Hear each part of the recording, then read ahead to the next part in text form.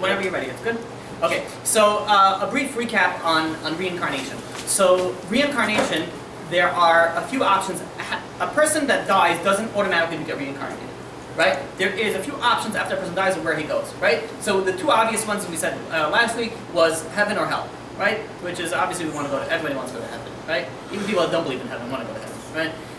So nobody wants to go to hell, right? And people that think that hell is not as bad as it is, it's worse than you think it is. So that's two options. Option number 3 is reincarnation, like we all know, which is coming back down here again.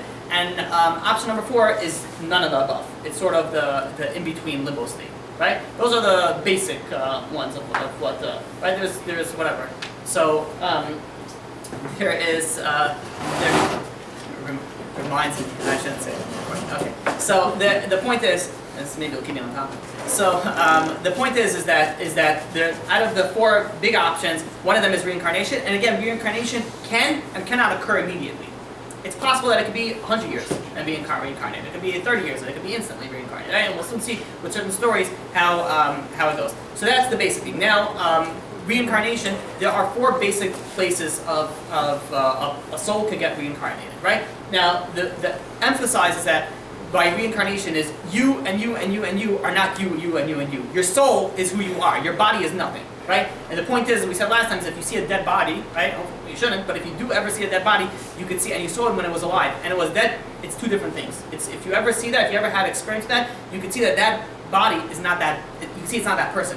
There's something different about it, right? So anybody who had experience with that could testify for that. The loss of soul said the Yeah. I mean, whatever. I've seen quite a few bodies, and I can attest that that is, true. I'm saying so. It's just a different. You see the last, you see the last breath of the person, and it's like instant. It's like not him anymore. It's hard to explain. So the point is that the soul is the essence of the person, right? And the biggest proof is somebody on life support, right? His soul is still inside him, but it's not doing anything. It's just staying there, and it's nothing. His body is pumping, and the brain, everything is working still technically, but he's not doing it. He's just sitting there. You can't have it's nothing really. So the soul, after it has 4 options to go into when it goes into reincarnation. Go an inanimate object, which we said like things that are not like rocks, metal, inside a wall of a synagogue, inside a wall, inside a brick, inside a rock, inside all those things. Then there's an option of plant life, right? The first one's called domem. The second one's called tzomach. Tzomach is plant life, like trees, fruits, vegetation, all those things. The third one is animal life, which is, it could be a chicken, a cow, a fish, or any of those. And the fourth and the final one is a human being, be reincarnated human being, right? And there's also options like, coming back to a male, a female, a Jew, a non-Jew, right? There's all different, options that a person can have. So so those are the 4 basic ones. Now, okay, so let's continue. Let's start from, that's where we left off last week, and now we're going to continue. I started this, but we didn't end up finishing it. The reincarnation is people don't like it, but it answers a lot of questions. What I mean is that let's say you go to a woman, right, and you see one woman, she is 4'5", 350 pounds, has a little goatee going on, and then you have another woman who is, let's say, 5'10", and beautiful, and this, situation of this woman is looking at the situation of this woman, says it's not fair. It's like, what's going on here? Why did God make this woman beautiful? It could be even sisters, and this one, a hippopotamus, and so it's just not fair. And then you see another case. You see some guy who is what do we call him, a hedge fund baby. Right? His father, right when he's born, already put $20 million in his bank account when he's 18. Right? Forget about the business that he has lines up and the real estate that he's going to be making. It was $20 million just straight, And and then there's another guy who doesn't have food to put on his table, and they can both be next door neighbors. Not in nowadays and age because they'll move away to a higher society, but let's just say they could be very close to each other, and this one could be rich, and this one could be poor. Silver spoon and a wooden spoon in his mouth. Right? And then you have people, you have even men. You have some men that are born good looking and some men that are not born good looking. Now, why is it that it doesn't make any sense? What is God doing this for? Now, the easiest answer for all these questions, and I'm saying easy because it's very simple and it's easy to understand, but it's also true, is reincarnation. And what do I mean by that is this woman that is, let's say, very, this 350-pound goatee woman, right? Is she going to have so much of a test of being modest? And she's going to try to walk around head to toe covered because she wants to cover everything. She's going to want to be modest, right? You look at all the significantly bigger people, there are more modest than the significantly skinny people, right? Just keep it clean. I think you understand what I'm saying. So the woman that had, let's say in the previous slide, she had to work on herself. She messed up on modesty. She's going to have the same test again. So she's going to come in, wanting to show off her body, right? A woman's pride is her looks, right? She's going to go and she's going to want to show off her body. She's going to say, no, I want to wear this. I know somebody whose mother tells her child, be like, if I had your body, I would show it off, right? This child was trying to become more religious, and obviously just threw it off. I don't know what. Even in the non-Jewish world, why do you tell your little daughter, why don't you go show what I don't want to say the words. What do you like? What's going on over here? Like, it's really bothering me. But those people that have what to show off have a test not to show it off. The people that don't have what to show it off, it's not a test. It's like, well, I'm not showing it off anyways. I'm hiding it anyways. So the people that, and if you think about it, you think, wait a minute, it seems like a punishment. It seems like someone that fixed the modesty issue in the previous life is getting punished now that she's ugly, and the other one that didn't mess up is getting punished that she's that. And the answer to that is that this world is not this. The purpose of this world is not this world, right? People get, if let's say somebody's going to become an actor, and they give him a line in a script. It's a big part of the movie. They give him a line in the script and say, hey, listen, you're going to be we'll give you, $250,000, but you're going to be playing a cab driver. And then there's a businessman, but he's the main lead. He's a cab driver. Then there's going to be a businessman who's worth $10 million that you're going to drive him. And the guy says, no, I want to be the $10 million guy, man. And the director's like, what are you talking about? You're going to be the cab. The scene is that you're the cab. He's like, but what's not fair? Why does he get to be a millionaire? And not me, I get to drive a cab. And, first of all, before they smack him and be like, are you mentally, the scene is this. What are you telling me about this guy? This guy has a different scene, right? This is how we should think life.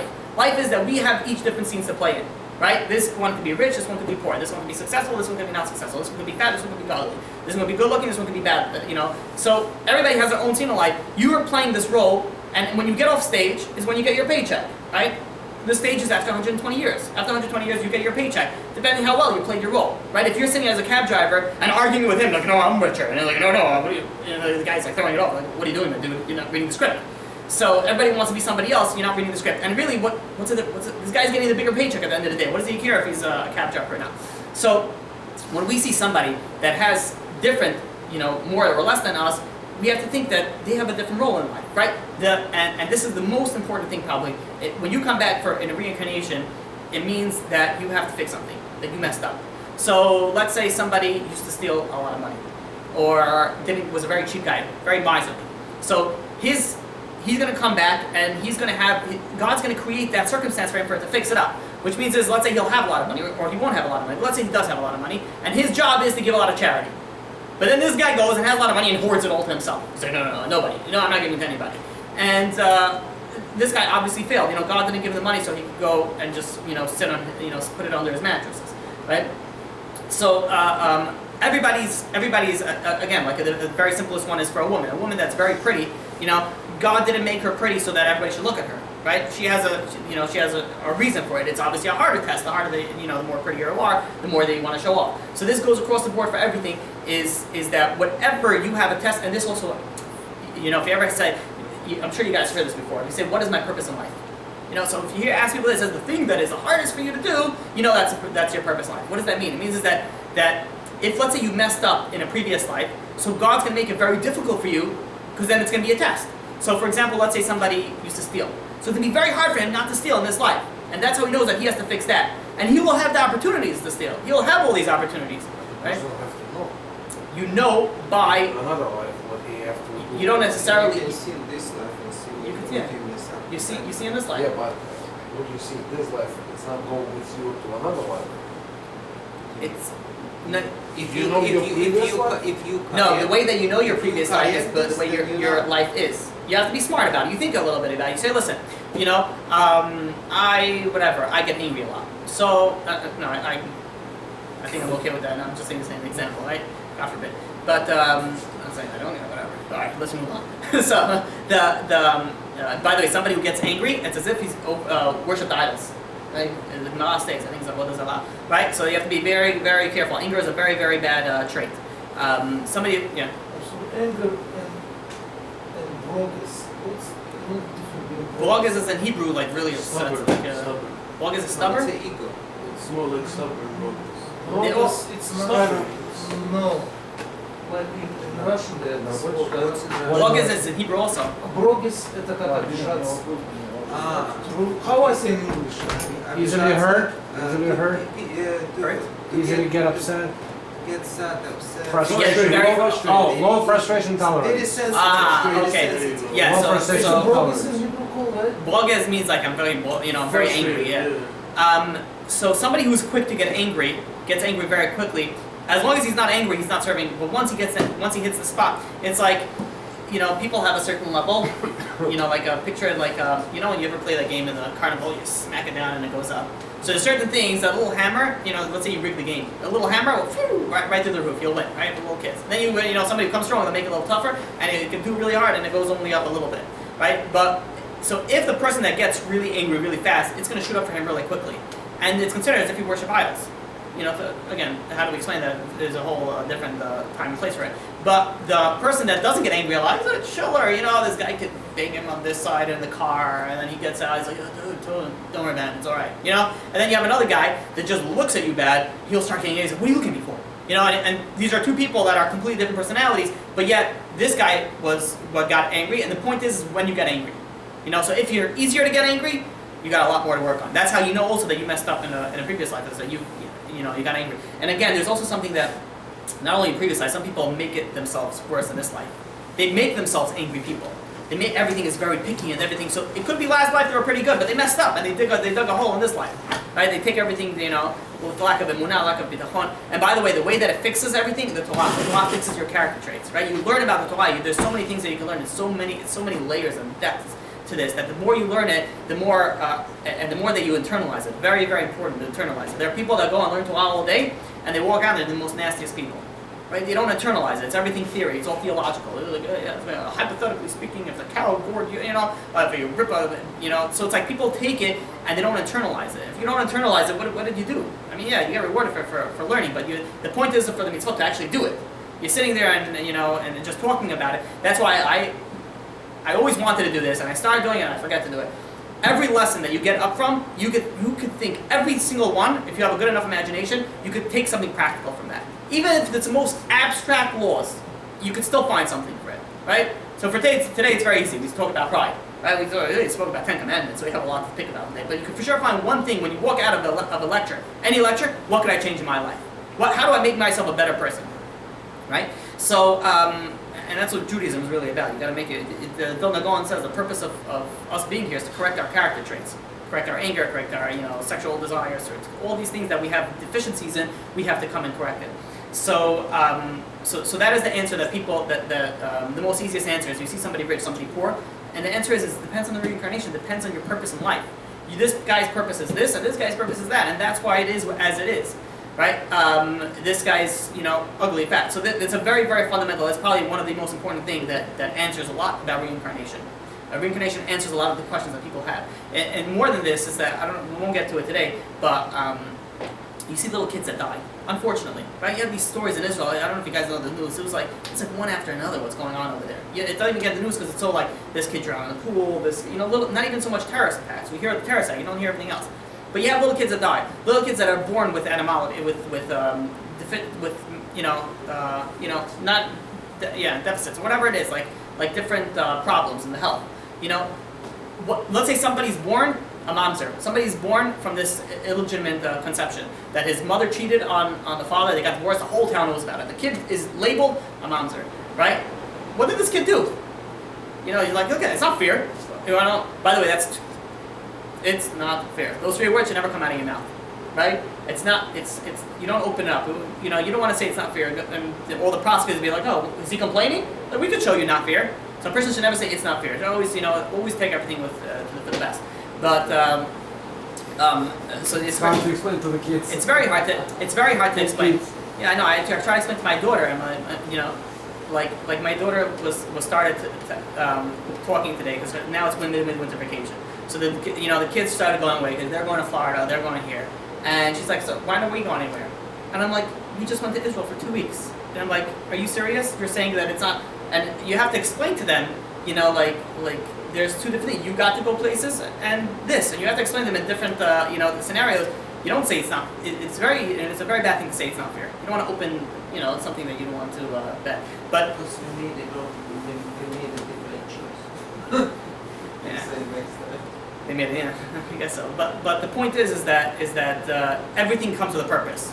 Everything is from 100% from God. There's no such thing as not fair, because everything is from God. It's easier said than done, though. I'm going to be honest. It's easier said. You could sit here and preaching from today to tomorrow, but to internalize it, it's not easy. But yeah, that's what you got to work on. So it's the things that you got to work on. Okay, so let's go for a few more minutes on this. That we said also last week on. I don't know if we spoke about déjà vu. Déjà vu. Some people, this not all necessarily, but possibility. What is déjà vu? Déjà vu means that like you go somewhere and you're like, I've been here before, or you speak to somebody like, I know you're from somewhere, and you start listing him everywhere ever possible, until the guy's like, I never saw no, I have no idea where you are. I never met in all those places. So he thinks, how is it possible that this guy looks so familiar? And it's very possible it was a previous reincarnation, that somehow deep inside your soul recognized something. It's very possible that this guy, so the déjà vu, I'm not saying all déjà vu is like, I know you from previous life, Don't tell that to anybody, right? Because first of all, now they would think, first of all, that you had a previous life, and it's not going to be good, to start talking. But, yeah, exactly. So, what? It's a possibility. It's an option. It's an option.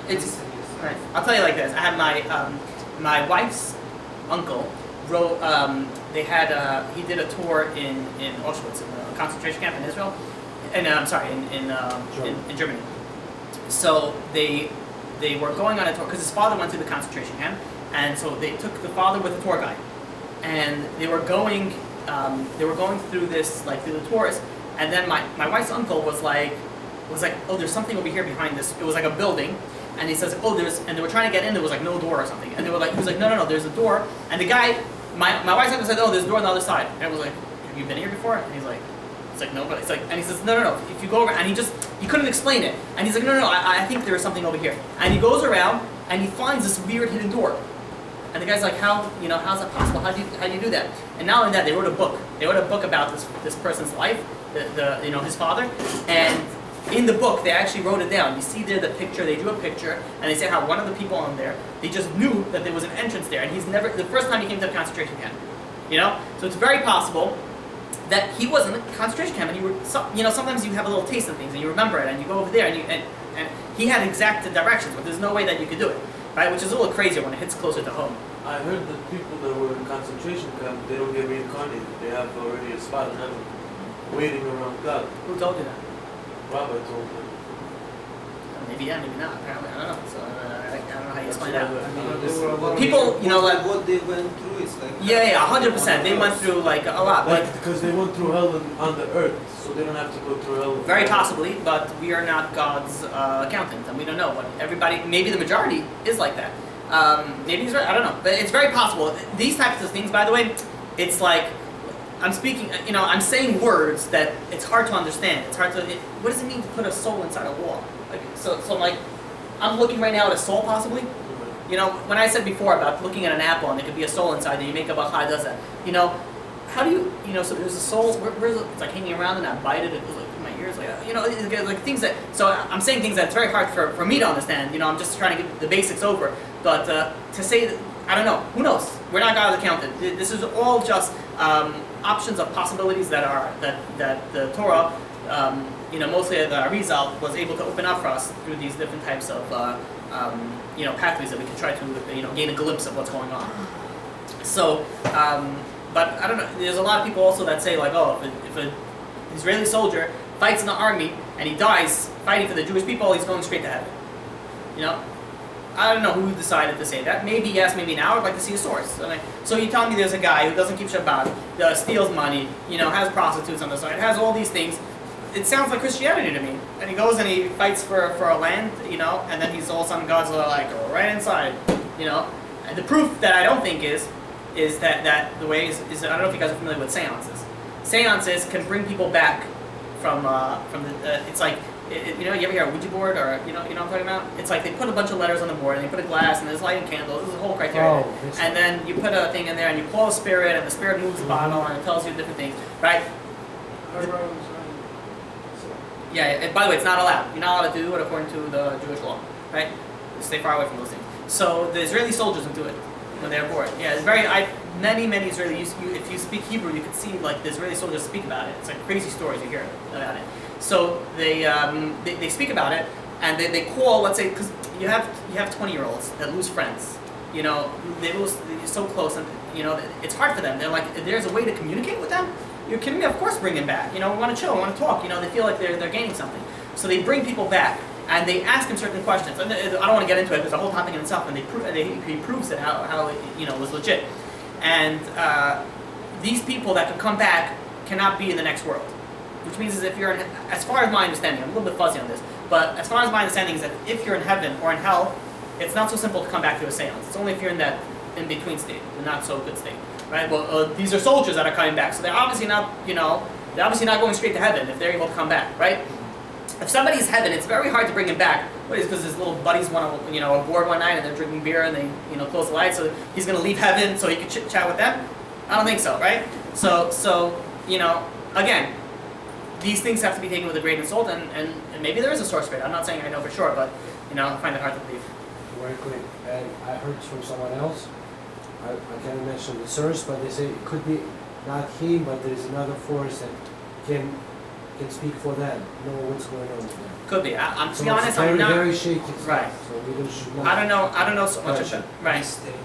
I don't know so Stay much away about from it. seances. The Torah does speak about a seance inside. And there it doesn't mention that it was actual soul came back, and it was actually from heaven, so it was like it was more serious. It was like a big, I think it was Shmuel came back. Shaul asked Shmuel to come back. It was a whole story in that. We still put the cup for Navi, so it's still. Yeah, but he's not moving anything around. We're not No, calling he's him. not moving anything, but we still put the cup, and sometimes the guy appears from nowhere asking for tzedakah. You turn your head away for money, and he's not there no more. You know, you don't know who it is. You never know, by the way. I had a guy that one time, you know, I met him once, and the guy was like very interesting, and you know, he called me up once. I gave him my number or whatever, and he called me up, and I'm like, who is this? And he's like, Eliyahu. And I'm like, cause I honestly to this day do not know his name. I see him in the street, I say hi to him, I have no idea his name, right? And I'm like, Eliyahu who? He's like, Eliyahu Hanavi. And he continues like it's completely normal. I'm pretty sure this guy's like, you know, 99% sure that he's just making it up. You know, some like whatever interesting. Can you do that? He definitely shouldn't do that. But I was like, you know, it's like the first time I saw him like in a random location, and then I never saw him again for a long time. And then he like calls me up, and he was like a very interesting character, like a nomad, like, you know, going around like an older guy with a little white beard, you know, going from place to place, you know, has like a lot of bags, and you know, a very interesting situation going on, and very nice guy happens to be. But when the first time I was like, Eliyahu Nabi, I was like, oh man. You know, hey, what did I say? You know, it's like, but you know, there's some people that like to, there's some people that like to pretend certain things, and some people, but you never know. You never know. You see a poor guy in the street that you give him charity. You never know. You never know. It's listen, if it helps you to give the charity better, by all means, think all you want. Every guy you give tzedakah is le'olam navi. If it helps you give more, whatever it needs, you know, the tzedakah is very important. Just a side point, interesting thing. You have $100. You have two options of giving it: $100 or 100 singles to 100 different people. What do you think is better? 100 different people. Because what you're doing by giving charity is you're making yourself a giver. You become somebody that gives. What if that $100 a person needs food for Shabbat?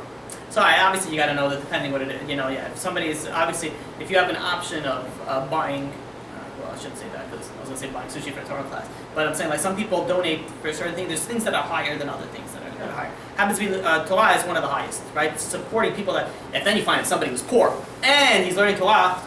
You know, the thing. Another high thing is kiruv, you know, bringing people closer to Judaism. You know, all these kiruv are also very important. But then you have people that there's, you know, they'll buy not that it's bad, but they'll buy, let's say, an aliyah for $20,000, right, on that.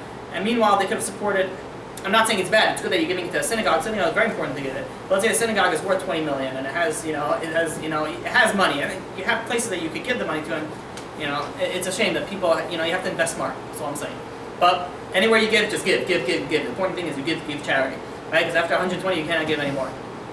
You only take what you give. Right, that makes sense. Okay, so let's see if we have time to. You know what? I want to finish with I don't know if we have markers. I would have put it on there. I wanted to say a bunch more stuff. It might be a few more classes. I see the break that we're going. But I want to finish with something on this Parsha on reincarnation. Right? I'm sorry, guys. I wanted to say a lot of stories. I had a lot of stories lined up tonight, but we'll have to save it for a different time. But yeah, I have another class also, so I'm wrapping it up. So the reincarnation in this week's Parasha, right? I wish we have we have the board there, but I don't think we have markers. So try to bear with me. It's there? There should be a red one, I think. On a little board or big board? Little board, fine. I'll look at that. Thank you. Okay. Just to make it simpler, thanks. So. You need someone to hold it? Nah, it's fine. We'll do it in English, right? Okay, so you have Moshe, and then you have Yitro, right? This is the two people on this week's Parasha. Moshe was the one who got the Torah. Yitro was his father-in-law, and he married his daughter, which was Zipporah, right? I don't know how you spell Zipporah. Whatever, something like that. Right? My spelling is atrocious. So, horrendous. Verbs are also atrocious. All right. So now, who was Moshe? Who was Yisrael? And let's back it up. So Moshe in Hebrew is Mem Shem Hey, which stands for Moshe. Moshe married Zipporah, but it was his daughter, right? Put dotted lines. That's their marriage, but it's his daughter.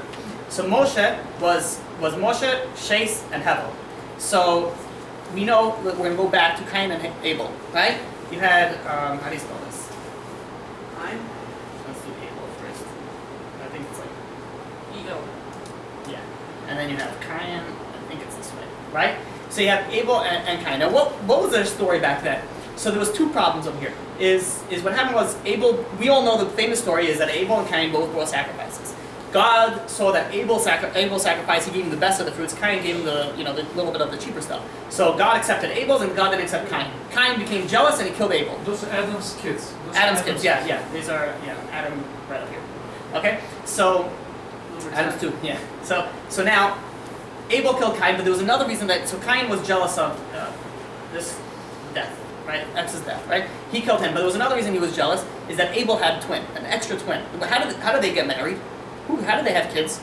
So they actually were born with twins, it says, right? And they married their twin.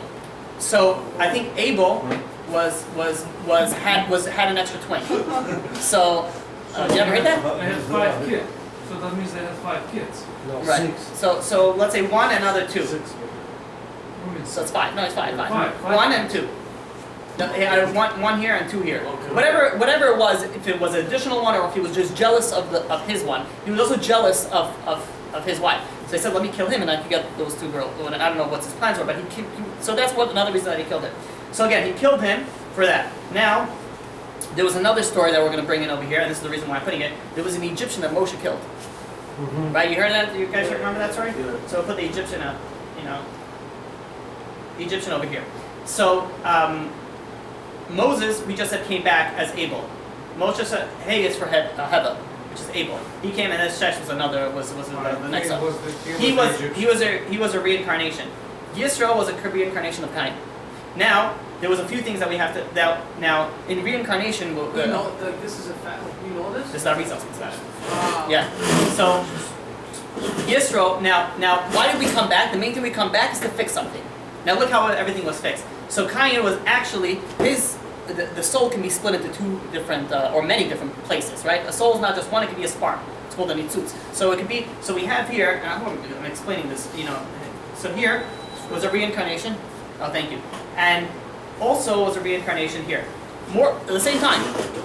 2 different reincarnations. So Moses went. He saw the Egyptian. The Egyptian was beating this Jew, and Moses said the ineffable name and killed the Egyptian. Now Moshe killed this Egyptian. So now we see over here, Cain killed Abel. Now Abel came in return and killed Cain to fix it, but it was in a kosher way. It was in a way that saved another Jew. So because otherwise he would have killed the soul Jew. was split. It was split here and here. Yeah, that's why these 2 arrows. What's the connection? Why was this? So let me first one second. Now there was another problem is that he killed him for a girl over a girl. So now he had to come back as Yisro, And what was his tikkun? What was his fixing? He has to give him a girl. You killed him for a girl, now you get a girl from him. He gave him his wife for Tzipporah, right? So we see over here that your question was how can they split? It's very possible the pieces of the soul can split. No, but why this Egyptian? Why the Egyptian that he killed? There must be a connection there. This Egyptian is a reincarnation of Cain. This split into two different souls, or more. That's what the. So he did two things, two purposes. He got Moshe killed him, and he, yeah. Yeah. Okay. And this is what we call the tikkun. Tikkun is fixing something. So this is and then I have to finish, guys. So I have to run to the next class. But the also a very very important thing about reincarnation is you're fixing something. You're fixing things so that, and once you fix it, you know you're good, right? That's how we have to be so careful. A lot of people they chill through life, and they go, and then what's going to end up happening? They have to come back again, or hopefully if they're able to come back. It's not so simple. We'll continue this more next week. I don't know if next week we'll speak about soulmates, but when we get to that, very interesting, also very interesting topic. How come we never hear about those three girls from Adam's daughters? It's all in the Midrashim. It's not in the. If you look at the, it's it's a commentary. So yeah, this. If this would tell us everything, it would be from here to the end of the room. There wouldn't be enough books to cite. It's like a. This is one parsha. This is one Yeah, I parasha. figured, but only this particular one was. Yeah, I think it's a 20 volume just on this, and it's not even all of it. It's just some of the Midrashim. What about Bereshit? She's also. Bereshit also. Bereshit and Noach is also two. What was Moshe's birth name? He had a few names. One thing was Tuvia. I think it was Tuvia. He had a few names. I forgot. I have to look inside. He had like 7. Yisro also had a few names also. One question. How do you say the splitting of the soul? You call it. You had to use the name. Nitzutz. Nitzutz. Nitzutz, like a spark. It's like the soul can split into many sparks. There's Adam's soul. I'm going to speak about also next week. There's different types. So I'll tell you briefly now. There's from my understanding, there's 3 types of souls. There's souls that came from Adam, that were affected by the sin. So there was one Adam, but his soul split into a bunch. And again, these are words that I'm saying. To say that I understand what's going on, I'm just giving you my. I'm like repeating it over. He came and his soul split into many different things. Now there were souls that came from him that were affected with the sin, and the soul that came from him that weren't so affected with the sin. Then there was a third category of like new souls that weren't that. The new souls and the souls that weren't affected so much from the sin, they're very close to Judaism. Even if they came in a non-religious thing, the second they hear about Judaism, they get just turned on, and it's so easy for them to become religious. They just have this connection, this love for it, and they're just they're close. Then you have souls that were affected by the sin, so they have some hindrance, some blockage, depending on the whatever the reincarnation. There's so many different things that could come into effect in it. A piece of your soulmate. There's a piece Yeah, we're going to speak about the soulmate, how that works with the. That's the one thing. Either the one that had it wasn't affected by the sin of Adam, but still was from Adam, or a new soul. From my understanding. New souls coming from. New souls. Yeah, distributed by God. Just Hashem makes them. Yeah. Thank you. Okay.